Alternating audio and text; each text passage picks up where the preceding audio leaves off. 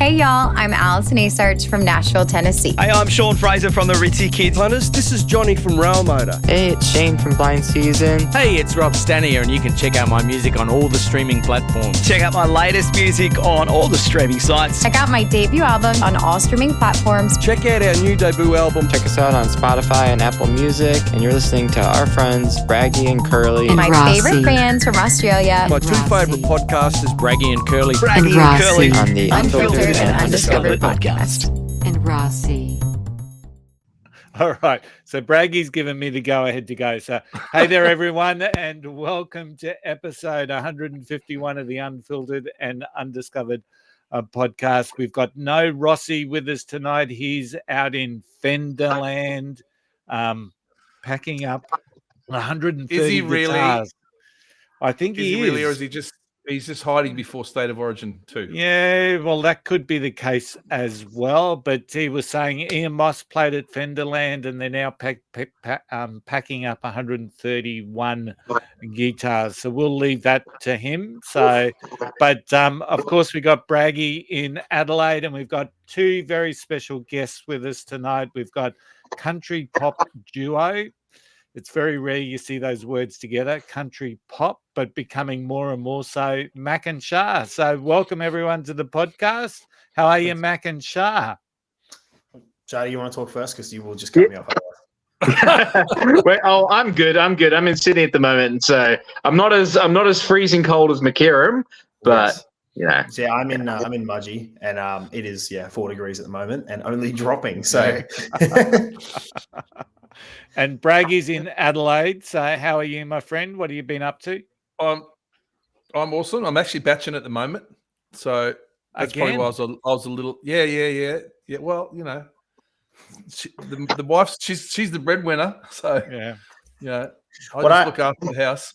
What I want to know is if when someone's packing up 130 something guitars, how many can they manage to sneak into their van? Without anyone knowing, because I would not be trusted when there's 130 guitars. Be like, will they really miss this one? Yeah.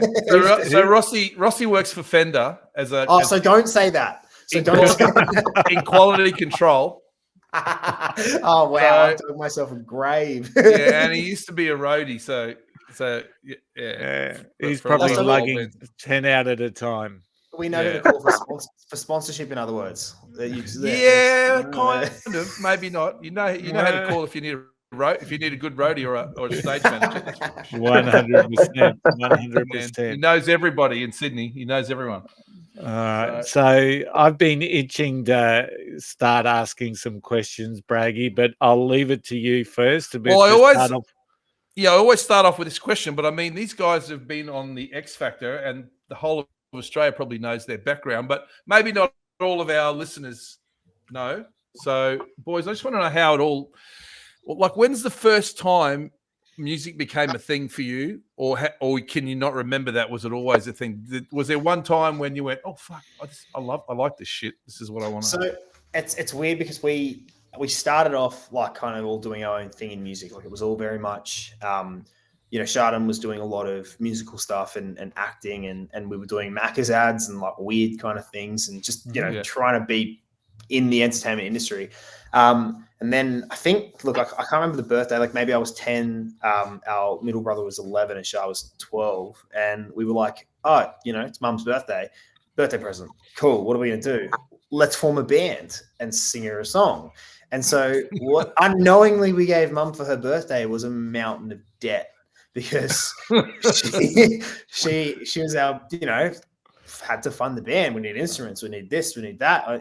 So that was how we kind of started as a band. And before Mak and Shar, it was Brothers 3. And a lot of people know us from Brothers 3 in the country circuit, because we were a band from 2000 to like, I think it was like 2010 all the way till whenever. And it was just an absolute crazy ride of, we like I mentioned before, we were on X Factor. We placed third on TV, which was incredible. We were signed to Warner and Sony and Universal, so we've been through a lot of record labels. And then Brothers 3 kind of ended, and now it's Mak and Shar, and we've been Mak and Shar for a couple of years now, and it's almost like a brand new journey for us. It's like starting something new that but not from scratch, if that makes sense. It's like it's a new sensation, but it's not. Yeah. It's not And so, how's that been going from having those recording contracts and things? I'm not, and now you're kind of back playing in the pubs. I'm assuming. we're in this. It's in this middle ground of like, it's not like we're going right. Like I said, we're not back to the start. So it's not like we're working from the bottom up again, which, as every musician knows, that you play rooms where you're playing to 2 people and no one cares. Yeah. And then we were selling out auditoriums, of 800 people for a few years, of just playing gigs of easy gigs. We put tickets out and they'd sell and it was great. And then, Mak Shar doesn't quite have the same name as Brother 3 did. So it's obviously not as easy and there's more of a grind to it and there's more work to it. But we completely produce our own music now. So everything is recorded by us and mixed and produced and mastered by us. There's a lot more control, but it's a lot more hands-on work. So there's positives and minuses to everything. I think creating everything ourselves is so much more rewarding and enjoyable, but there's also the downside of, we have to fund it ourselves. We have to do this ourselves. We've got to do more work ourselves. So. Yep. Yeah, well, you obviously got the social media thing down because you got loads of followers, which, I mean, that's the way it is now, I guess. Yeah. I mean, this is the show we do, is get people like you guys who do everything yourself. It's almost punk, really. I know you guys aren't punk in that sense. No. That was the sense of punk, done everything by yourself and get it out. 100%. It's like, but like even mentioning social media, it's funny because there's so many musicians that you know, like you know the names of, that you go to their socials and there's like, okay, well, they've got 10,000 followers. And it's like, really? They just had a number one album.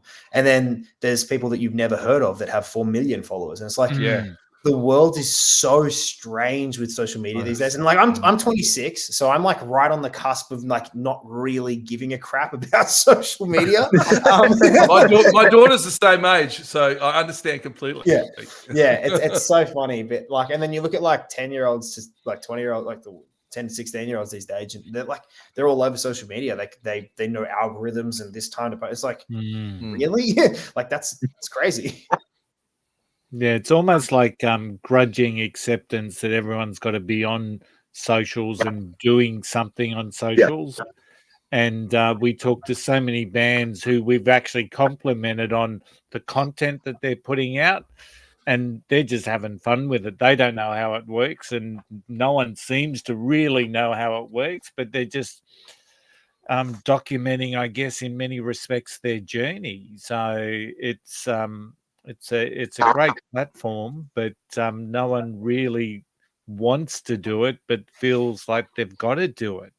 Unless you're an influencer, then for some reason you just have to do it. And you just know what's going on, apparently. Yeah. Yeah.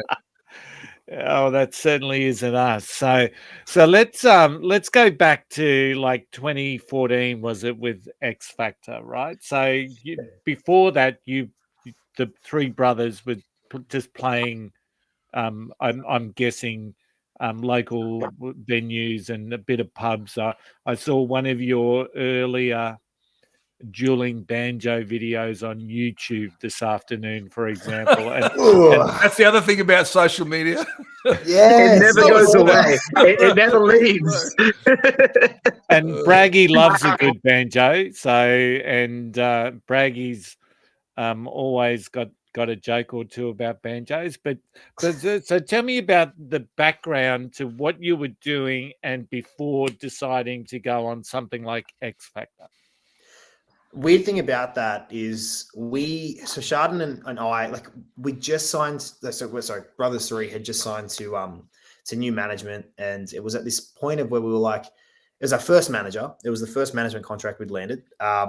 So we'd obviously been working quite a bit, and it was like we didn't really know what to do. And in 2014, like that 2010 through to 2016, there were a lot of acts going on talent shows, just because you can't buy that kind of exposure. It's just, the budgets they have, and it's kind of like trading. Do we trade our artistic direction and put it in the hands of people for the exposure? And a lot of people go, yeah, it's worth it.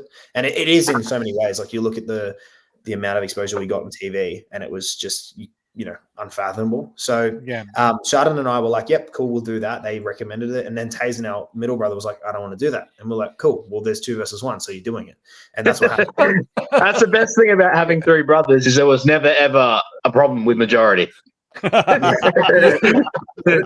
That's very democratic when there's 3. Yeah, with 2 of us now, though, it's whoever's strongest wins. No, but prior to that, we were playing a lot of I was 10 when we started as a band, and it's weird because we were doing those 11 p.m. through to the 1 a.m. 2 a.m. pub gigs. Like we were doing. Yeah. And, we had a couple of Larry ones as well. Like you get things like the Loco at Tamworth, which is like, ooh. Yeah, but you got to have those. I remember to this day, at 12 years old at Katingle Pub, this tiny little pub in the middle of nowhere, playing a gig where 3 literally kids, and we're kind of kicking people off our fallback monitors because they're so wasted at 1 o'clock in the morning. So you don't really understand that much when you're that age. Yeah. But so we did our fair share of pub gigs. We did our fair share of shows in the corner of a festival where you're not really anyone. But I think when you start to get you get around the circuit a bit and you start to do gigs and someone comes up and says, oh, I saw you here and I loved you. And that's when you're doing something right. You have people come up and say they followed you here because they enjoyed your music. And it started to happen before X Factor. And then when X Factor happened, it just blew up. Yeah. And that's still the best way. Even though we just talked about social media, there's still nothing better than when you play live and someone tells someone else, oh, you fucking got to go and see those guys. Yeah. It's still the best by far. As a musician, I'm sure you'd understand as well. Like when you write a song and you play that song live and then you see people singing that song live back to you, it is just insane. It's like, that's mental. I never thought that had happened in a million years, but people have sung our songs back to us and request our songs. And that's cool. It's so cool. Yeah. When someone requests your song, it's just. Yeah, when someone requests our song and doesn't say sing the Gambler, it's like yeah, that's the one. I suppose being a country artist though, you'd get that even more often than I would have done in the past. The Gambler, it's the Gambler and Chicken Fried by Zach Brown Band. I don't know Chicken Fried. It's don't ever. I can imagine. Don't worry. We've had people come up and ask us to play AC/DC as a country duo. It's like, what? What do you want us to do? Yeah. A good one was Metallica. They were like, "Oh, can you guys play some Metallica?" And I was like, "Yeah, sick. We're both on 6-string acoustics." Yeah. We might be able to pull off Nothing Else Matters, but I mean, if you want fuel, you need to go to the pub down the corner.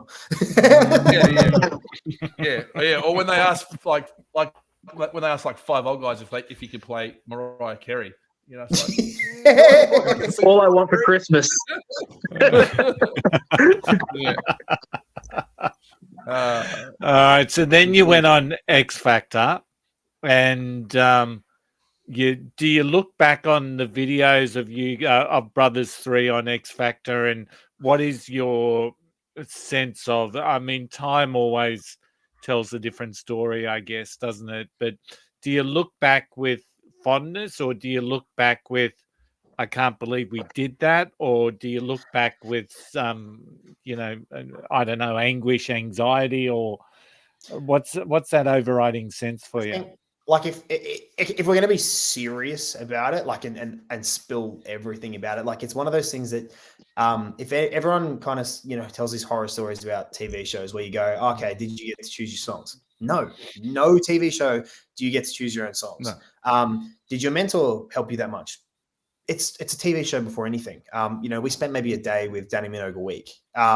She was amazing. She was probably the best mentor we could have asked for because we were the only group in with her, and she was incredible. And she's a fantastic person. But one thing I've always said is that these shows are reality shows before talent shows. So the reality is if you want to make TV work and if you want to be shown on TV, you have to be interesting.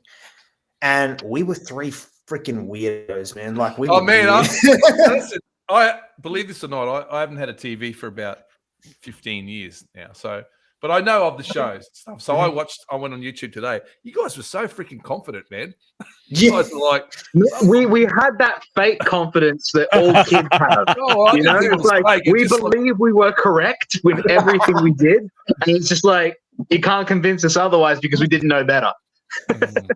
But that's what you need, though, to go and get up and stand up and play in front of anybody. You need that bulletproofness, which you guys seemed like you had anyway. Jeez, the funny thing is, you say that, and we had that like persona. The cameras went on, and we were just, yeah, cool, we're in the zone, let's do this. And when the camera switched off, you know, we're pretty relaxed people, we're pretty chill. As you can tell, we're a little weird, you know, we're kind of country boys, and that's totally fine. I think you should be true to who you are.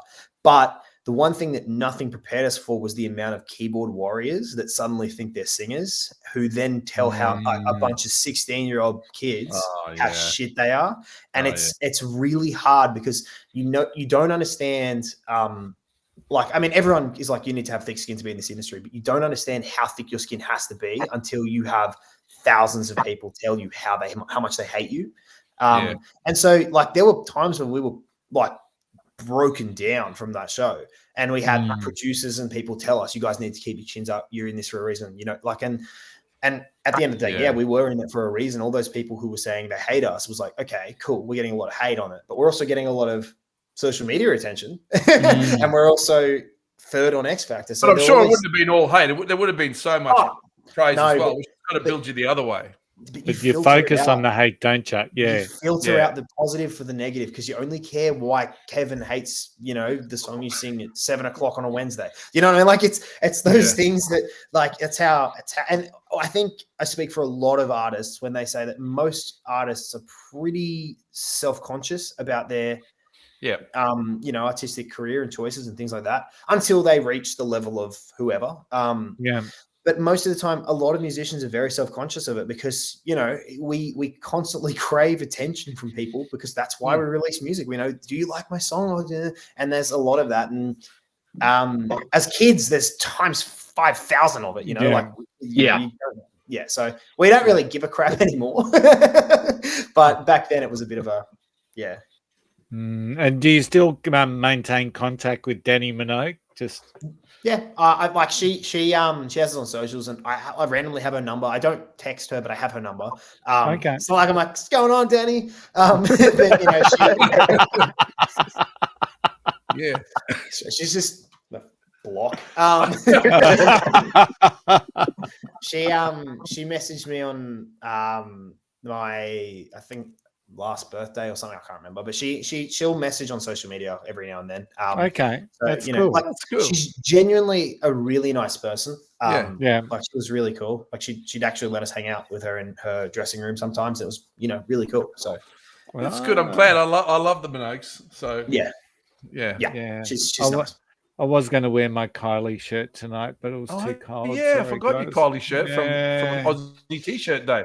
All right, so let's talk about Best Thing, shall we? Is that the latest? We probably should. Yeah, that's the latest single.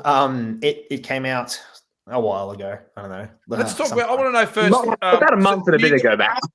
were you guys writing before X Factor? You had some originals before X Factor?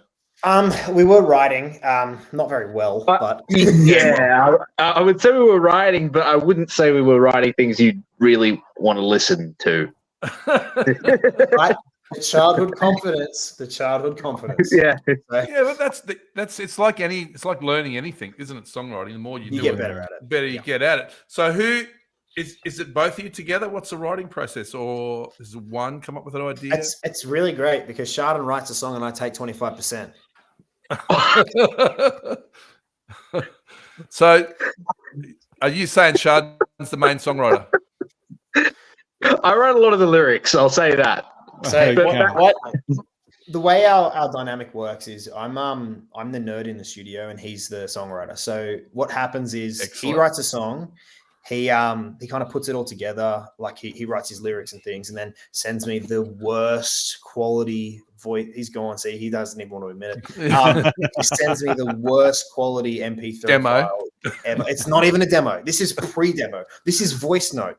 He sends me that, and it's so terrible. And goes, "That's the song."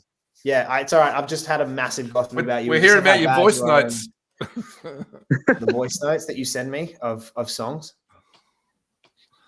You there? Yep, Oh, yep. Those. Oh my goodness! I heard everything. My camera just is being annoying. So basically, yeah, I send these notes, and honestly, it's literally just me sitting in a random room somewhere, being like, "Okay, I've got this idea. There you go. Do what you want with it." But you know what? It's usually that first idea that is the best. So that's why you got to send them, even if they're shitty, on a sound note. So it's funny because I'm sticking up for you, Shad. Yeah, you can try all you want, but they're terrible. They are the shittest things you will ever hear. So what happens from there is he gives me a good idea for a song. So I am a typical songwriter who, when I write a song or if I want to work on a song, I find it really hard to work alone. So I work very well with someone because I love bouncing ideas back and forth. So when he sends me that, I go, oh, great, I've got an idea. And then I build the track up and then he'll say, love that, hate this, love that. And then we just kind of go from there. And that's how our songwriting process works. But the best thing that we've kind of learned is, number one is we don't hold back if we don't like something. It's really important. Yep. It's really important to not be scared to hurt someone's feelings. Obviously you don't just say, listen, mate, you need to give up. It's not going to work kind of thing. Yeah. You need to give up singing. Like, it's not like, that's not I'm sorry, your song just does not sound good. Just get out. I'm going solo kind of thing. Yeah. KFC are hiring. Yeah.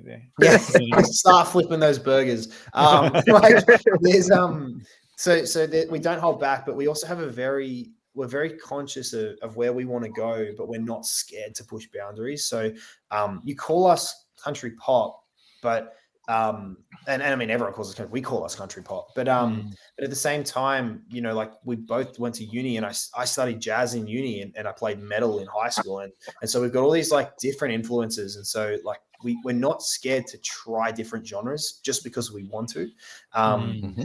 The best thing is probably most appropriate for where we're at this stage in our career. When we released Kill Me Softly as our first single as Mak Shar, and you listen to it sounds like a pop song. And that wasn't us going, we're pop. That was us going, we've written this song. It needs to be treated as a pop song. Let's release it as a pop song. No worries. Yeah. It's just more of I think songs are more like so many people put labels on things and stamp them with this genre. And it's just it's a really unnecessary thing to be scared of as an artist. I think trying other genres and experimenting amongst things is really interesting and more important for musicians to grow. Yeah, of course. Is what the studio nerd says. Well, let's talk about best thing. So you come up with that idea, Shar? Yeah. I mean, is it about anybody? It's about me. Is there Yeah, I wrote it all about Mac, and it was just. Is there a girl, or is there? Because what I noticed about the song. So basically, I came up with it. Look, it's the best songs I find for me writing come in literally about an hour span. So I was sitting in the studio. I had an idea of a kind of hooky riff that I wanted to work around. So I wrote the chorus first, but I didn't really have a topic in mind. I just let the words flow through the next logical step. Yeah, I understand. And it's really strange for me because I don't usually write with a topic in mind. I just write a story from beginning to end.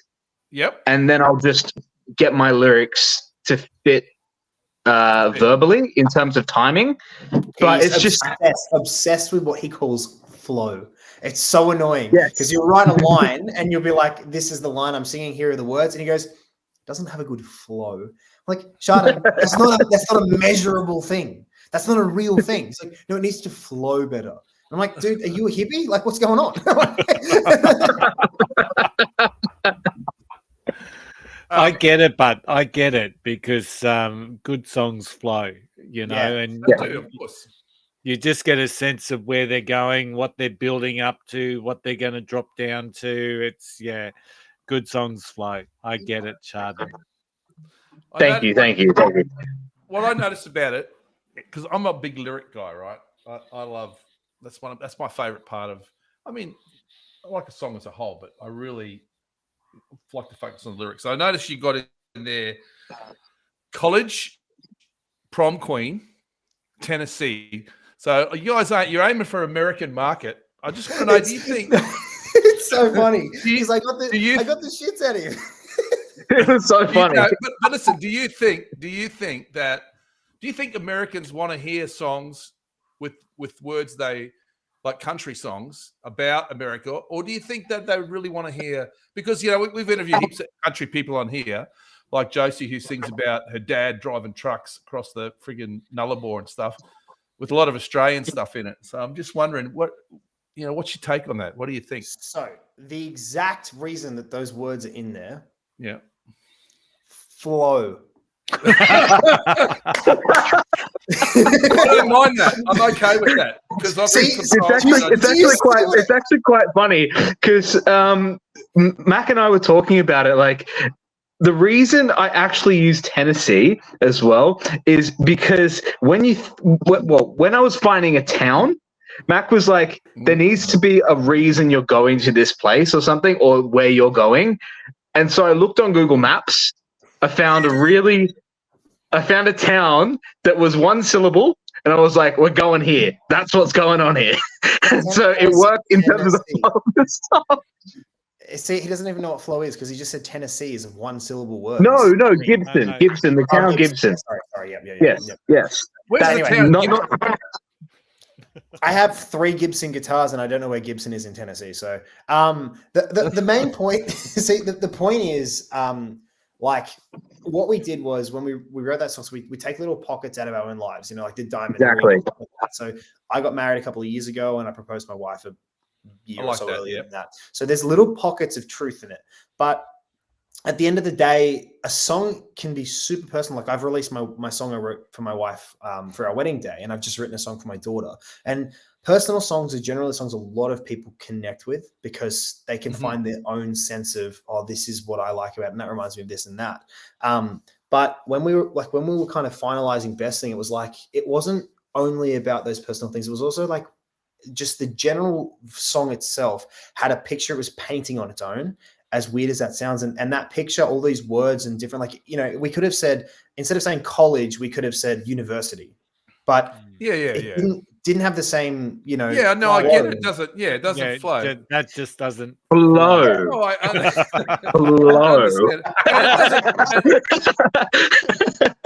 But to answer your question, I think there's all these different kinds of artists at the moment that are doing that. Like, there's a really really new artist at the moment who just he was in Star Maker, and he's crushing it in the US, like absolutely killing it, like astronomical. But Australia, his market here is nowhere near as big as his US market, and it's funny because, like, he's very much an Australian country singer. So I think where you come from has a lot to do with how people connect with you. And a good example is like Ed Sheeran. When you listen to his songs, like Castle on the Hill is literally about a castle on the hill where he grew up. And and you listen to a lot of his other songs, it's all very much about, you listen to stuff and the locations he's singing about is all childhood and personal and that. And there are definitely songs like that, but just Best Thing, it was one of those things that we just changed for the sake of it's not a criticism for me. I mean, a good song is a good song, no matter no matter what critique all you want. We remember we've been on X Factor. We've right.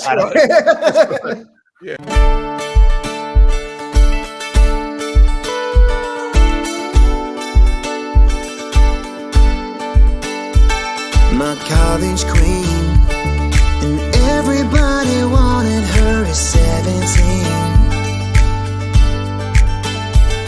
Just you and me. We did the dark to California dreams. She moved around.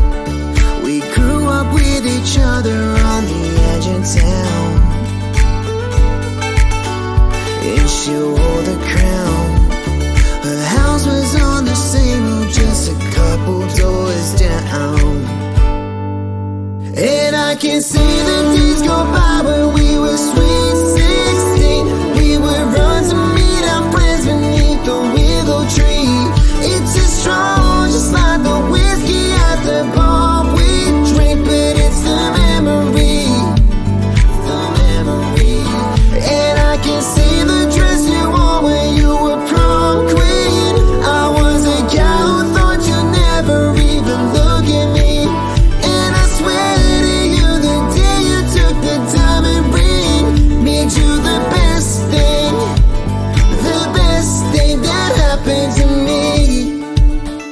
And it wasn't a criticism. It wasn't because it was just an observation.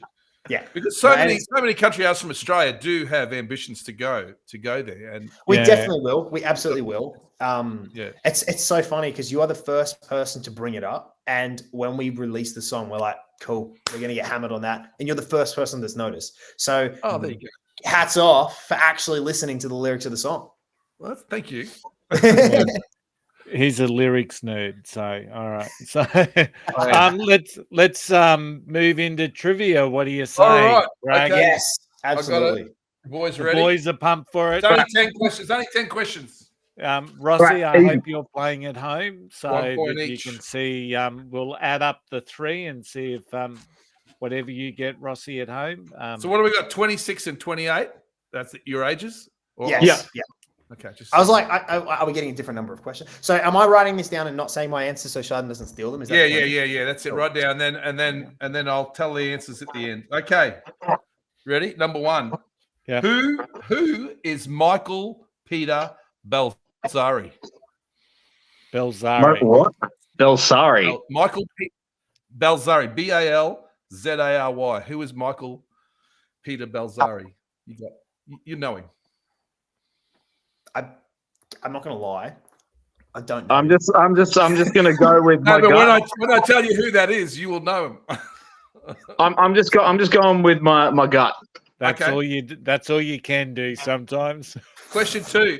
In what century was the saxophone invented? Ooh. Can I I ask did music history. I should know this. what? Can I ask what century are we in now? We're in the 21st. 21st. So you put one on, okay? You put one on. So the 1900s was the 20th century. It goes like that. Okay. It's always confusing. Okay. Number 3. In 1967, Yeah. who featured on the cover of the very first edition of Rolling Stone magazine? Who was on the cover of the Rolling Stone, the first edition, 1967? Oh god, Mac, this is going to be fun. Don't worry, Kelly usually gets 1 or 2. I just take some very educated guesses, boys. So Question 4. This is one Rossi would have got, but it might be a little difficult. What Australian band was originally called the Innocent Criminals? ooh, It's a band everyone knows. It's a band everyone knows. I'm so okay, screwed. I'm doing that one. I'm doing that one. That's my famous Aussie band. Okay, ready? Number 5. Where are you if you're on a track winding back to an old-fashioned shack? I know this one. Hey!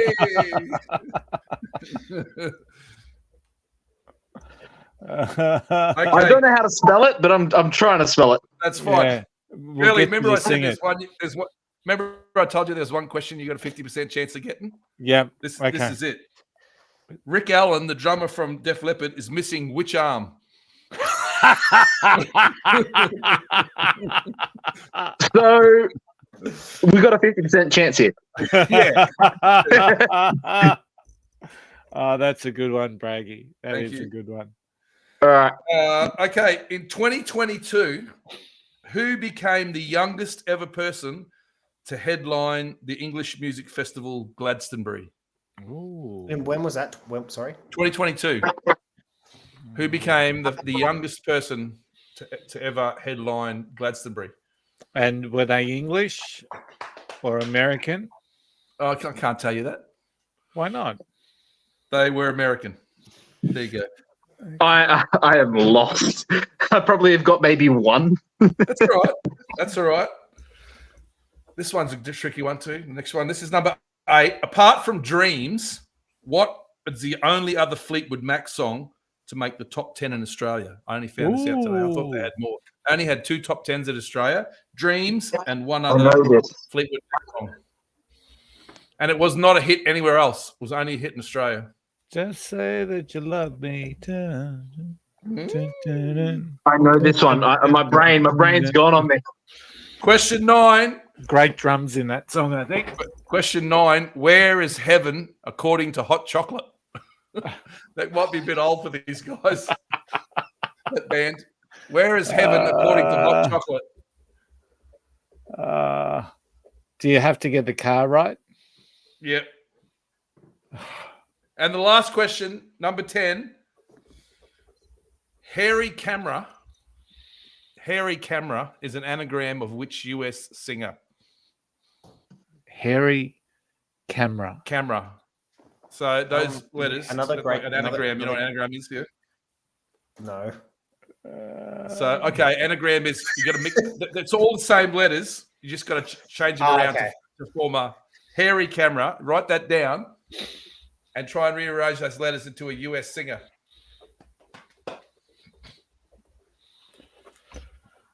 There you go. Yeah, no. Yeah, nah. Yeah, nah. Yeah, no. All right. I don't know. So is Mudgee on the way up to the snow? Was it near Imagine it's Barrel? like inland from Sydney. Yeah. So like Where inland the from Sydney. Dragons play every now and again. So I just want to Where the- ask when Yes. you were doing the preparation for this trivia, did you also think you'd have to give half an English lesson to the idiot to your? No, it's okay, mate. These are easy compared to some of the ones I used to do. I have no idea on that last one. So That's okay. yeah, Okay, ready? Michael Peter Balzari is Flea, the bass player for Red Hot Chili Peppers. oh, that's so strange. That's He was not actually So- born in so- Australia. So I went vague and I just wrote musician. No points. No, I no went, points for a smart ass, Shah. I went less vague and wrote a man.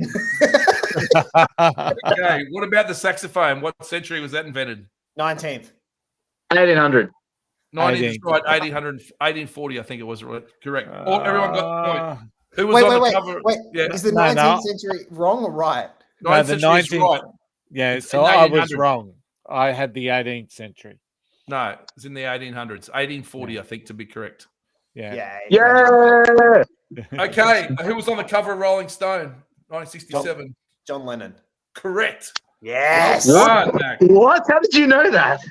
I don't know. I have random facts. Master random facts. The Innocent Criminals were originally Silverchair, but they had to change because Ben Harper band was called the Innocent Criminals. You're on the road to Gunda Guy. Yeah. Yep. Finally. Rick Allen lost his left arm. All right.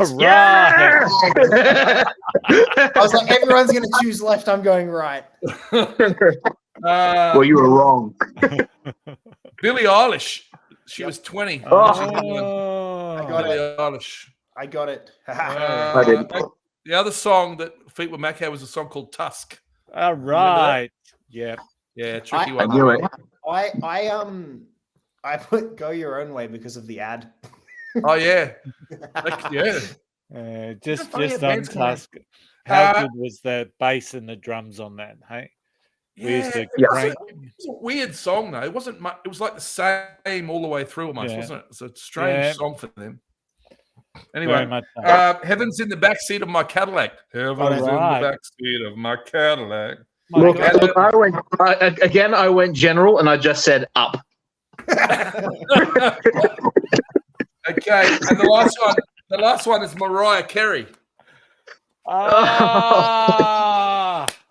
Mariah. Oh, okay. So I got stuck on that Oh, because I thought the two words. Same. like, I'm the same as you, Mac. I was like, I thought it whose was the first two name- words. Yeah, I was like, whose first name is like words and letters are hairy. Yeah, and who? Oh, I no, was like, sorry. who I is didn't who is explain. Rayi or something? Who is Rayi Maremk or something like that? Sorry, I didn't explain myself well. Sorry. It's like, we should have paid more attention in school. You did. Then you probably guys- wouldn't have been musicians. So Hey, look, I got 5 out of 5. I'm pretty happy All with right, that's good. Look, Shirley? if I was allowed up, I would have got 5, but I didn't. I got 4. Oh, well. I got 4 braggy, so Oh, that's good for you, Curly. yeah, that's excellent for me. But the boys win, so Well done. that. would The they idiot really? with little English knowledge. yeah, would they have beaten Rossi? That's the big question. So all right, Probably not. let's talk a little bit about firstly your back catalogue, so of Mak Shar as opposed to Brothers 3. Because you've got just quickly, guys. I'm gonna have to head because I've got an appointment that I've got to get to. But am I able to leave you in the loving care of McKieran? That's fine. Absolutely. Thank you so much, guys. I'm so sorry that I have to go, but I will see you. That's cool. Pleasure meeting you, mate. Really thank you so much, guys, and lovely seeing you. Thank you, guys. Okay. Bye. Which song? Thank God he's gone, right? Thank God he's gone. Yeah. Can't deal with him. So we've lost okay. the songwriter. That's all right. We don't need the songwriter. We've got me. I can pretend that I'm the songwriter, and what we can do is just give me all the credit. Yeah, that's it. All right, back catalogue. So Yes. how long have you been releasing as Mak Shar? Mak Shar started in 2022. We released our first song, like we were talking about before, "Kill Me Softly," and basically we released that one as like our first little. We're just going to release a song and see how it goes, and kind of just put some music out there, give it a crack.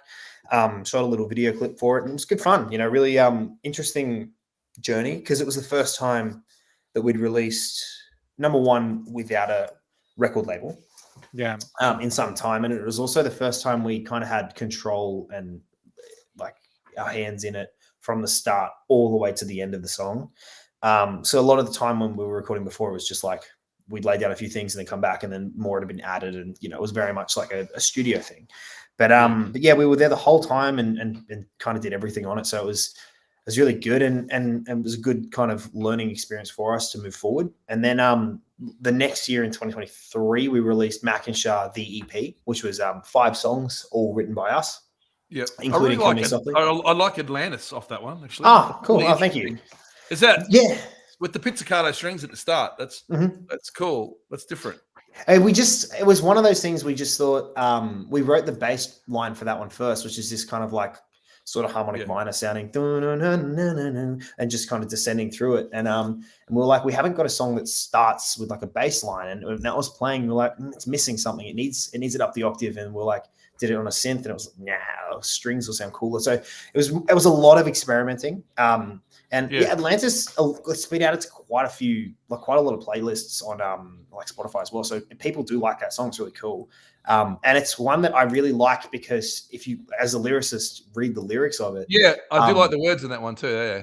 Yeah, I absolutely love Greek mythology, love it. Cool. And so you listen to the lyrics of it, and like the whole first verse is like it goes on about shackled to a stone, which is about Prometheus, and then all these kind of different Greek fables and things, Medusa, and all these kind of cool things. It's just like I said, I'm a bit of a nerd. So.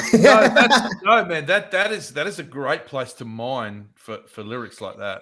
Yeah, that's like Paul Kelly does that all the time, or he'll mine the Bible for things and different things. And it's so cool using metaphors. I love saying one thing and meaning another, because Atlantis was weirdly, if you listen to it, we haven't really spoken a lot about it because it wasn't a single, because we were like, it's a pretty dark song, and it's about like turmoil of love and stuff. But realistically, that one was about we were working pretty hard on Mak Shar and writing songs, and we had a massive kind of list of songs we were ready to go with, and it was just, we just couldn't find an in to kick the door down and get them out. It was like, it wasn't even the songs. It was to do with people in the industry not really giving us a shot to go, this is what we sound like. And it was like, guys, give us a chance. It was being led on and let go and led on and let go. I was like far out.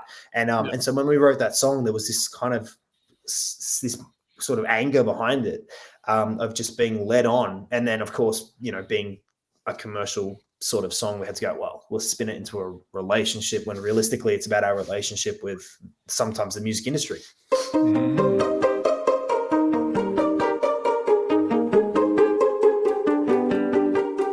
Shackled to a stone you made for me. I guess you made your own reality. You sent your birds of prey to make me bleed. I'm hurt, but I'll still give you everything. I'm getting high because it feels so low. Could we ever really make it on our own? And every time I thought that we were close, you spin your thread so you can take control. of time that take breath from my lungs. Let me drown, take me under, feel your poison in my blood. We fall out, lay my head inside your bed of lies. You thought that I believe. Wake me up now, 'cause we can't seem to find this Atlantis.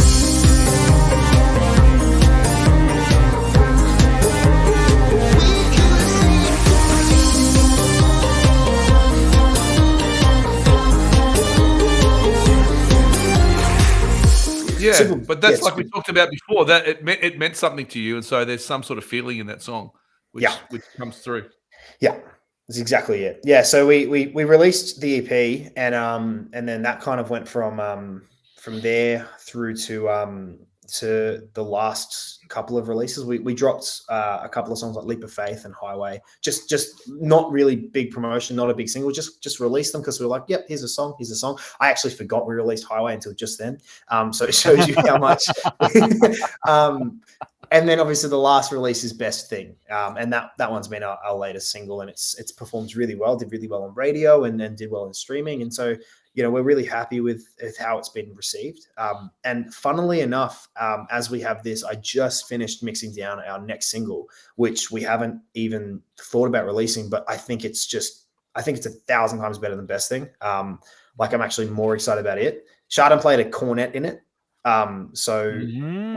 Nice. It's a country song with a cornet in it, and we're like, That's cool. Hell yeah, absolutely.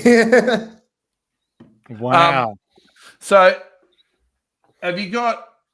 You're just going to do singles? I mean, it's everyone. This at this point in time in the music industry, I don't think anyone's really got it down of what, unless you're a really big artist, what to do. Do I keep releasing the singles? Do I make something that's a bigger piece of art, like an EP or an album? I think our next step is album, and it's not so much for what's the next step in terms of sales and all that. It's what's the next step as an artist. What's the next step to go? This is who we are, and exactly what you're saying there. Make a bigger piece of art. How do we make 10 to 15 songs? We probably would do 12 to 15 songs. How do we make them sculpt a picture, and how do we make them go? Someone starts that and listens to a whole album and listens to it and follows a journey and feels highs and lows. How do we do that? How do we translate that into a listening ensemble? That's what our next step is. Not because it's the next valid step social media wise or marketing wise. It's the next step for us to stay interested in what we're doing and to stay artistically creative. Yeah, look, I think it's a great idea. I don't know. Maybe it's because of my age, but the world's just so fast. I think eventually people have got to be crying out for something that's a little bit. When I say slower, I mean something that's a bit bigger, that you can. It's not just bang, bang, bang, bang. It's a whole journey, like you said. I listen to so many different albums, and like I always get dragged back into. I listen to everything. Well, what sort of album? What an album that you like, that you really love? What sort of album would you like to make? So the other ones again, I listen to so much different music. So Queen is a massive influence on me, and so you listen to Night at the Opera, and it is just insane. It is just amazing. Yeah.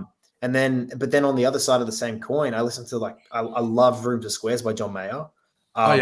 So I think that but see, that's to me, that's peak. It's obviously one of his earlier, if not his earliest album. His first one, it's his first album, and it's just you listen to that and it starts big and acoustic guitars and interesting, and then cool fanging drums and things, and then it pulls back into these softer songs, and it's got interesting songs to it, but it's all the same artist. You hear the song, you go, oh, it's a John Mayer song. Same with Queen, you hear it, you hear Brian May's guitar, you hear the Red Special, and that's Brian May. So they've all got their little signatures in them, but the songs themselves move and change and are interesting. But on a long journey, I will always go back to those albums that I can listen to the same album for 3 hours, or not the same album, but you know what I mean? I'll listen to the whole album in that 3 hour trip from first to last. And it'll keep me there. It'll keep me listening. Whereas I don't want to be one of those bands that has an album that then you listen to 3 songs and go, cool, I'll put another one on.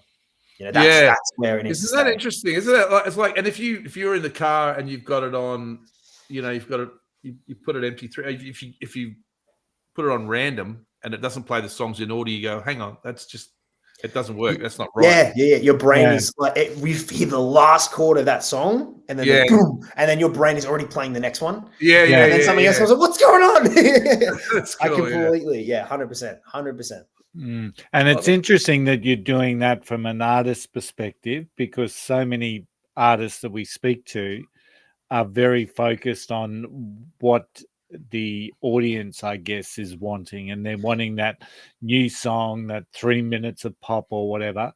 And it's really interesting. It's actually really heartwarming to hear that from an artist perspective, you want to develop the art component, and then your followers and your listeners and your audience will come along with that journey. So, and I think radio will choose what song they like.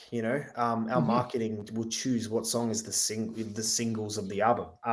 Every album has a single. Like you listen to albums and you go, yeah, cool, that's a single. Like Room for Squares, Body is a Wonderland is there. That's the single, but the whole album in itself is better than just the one song. And that's where, like, we spend a stupid amount of time just going, and every artist does it, going, what's the track list? What order are we putting it in? And it seems so dumb. Like, it seems like, who cares? But in reality, it is so important to take your listeners on a journey. And it needs, because if you put 5 songs that are the same tempo and the same kind of, like, even the same key in a row, well, the 2 songs might work, but then by the time you get to the third one, your ears are bored and people are going, well, it's like a set list. It's like a set list. Every band thinks about the set list. Absolutely. How they want to start. So it's no different to that. It's just permanent, which is even scarier. And that's why people spend so much time on it.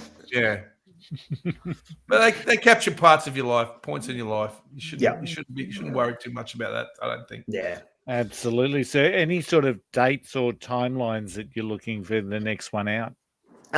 It's definitely a late year one for us.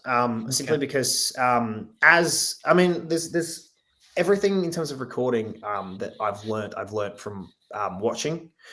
So we worked with Mak Shar, who's this amazing producer. He was in Sydney and he's moved down to Tasmania. He's absolutely incredible.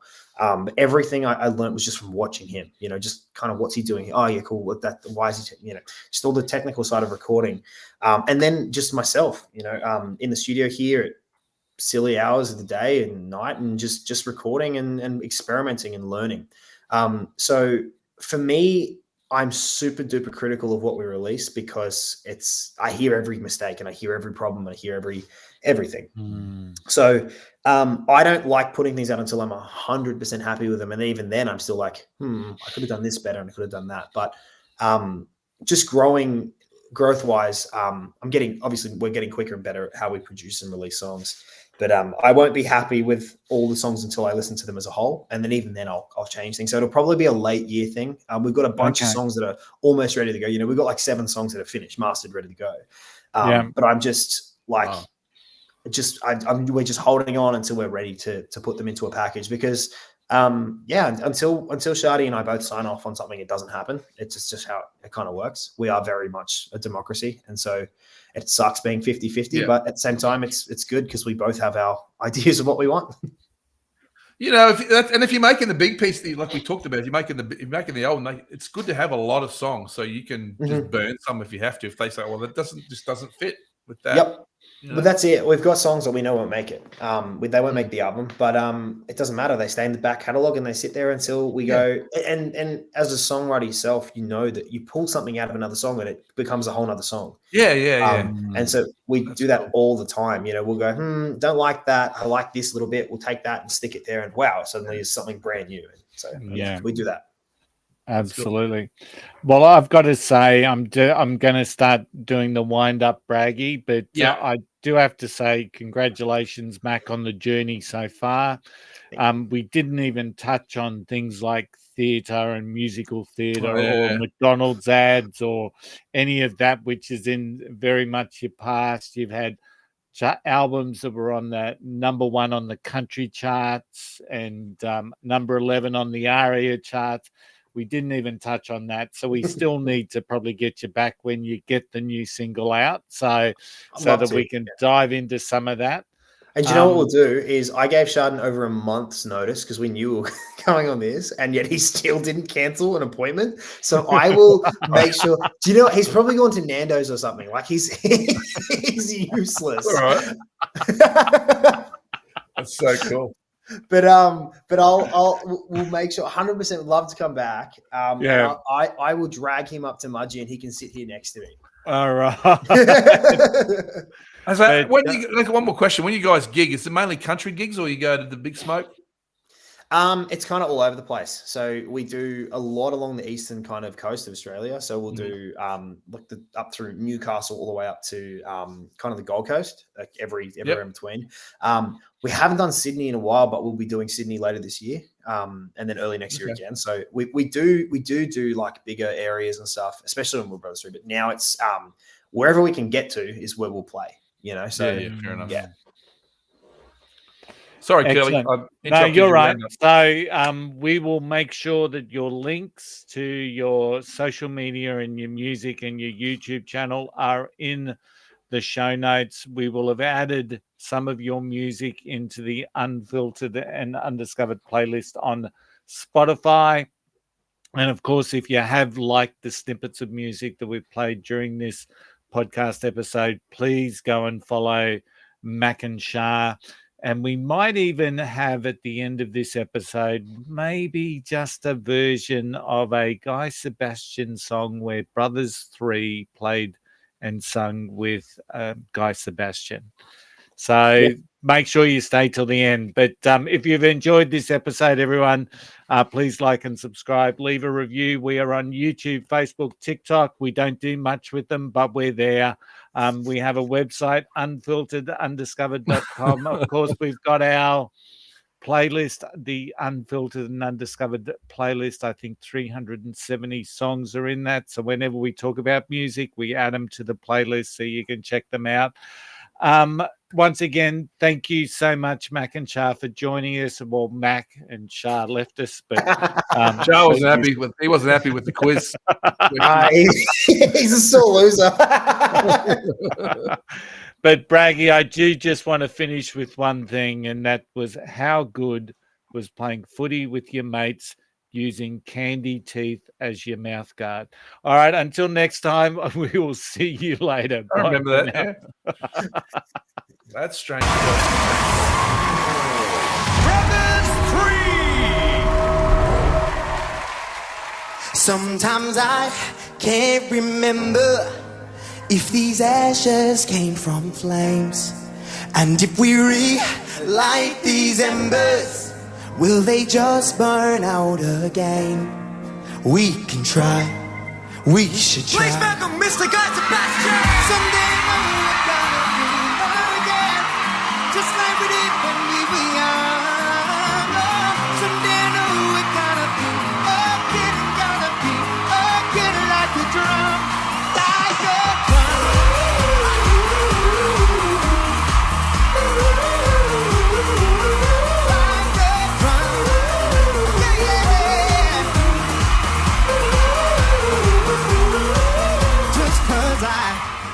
Can't measure and I can't hold it in my hands. It doesn't mean that I should just give up on chance. So we can try, boys, we should try. Someday we're gonna feel again, just like we did when we were young. Someday we're gonna be again like a drum, like a drum.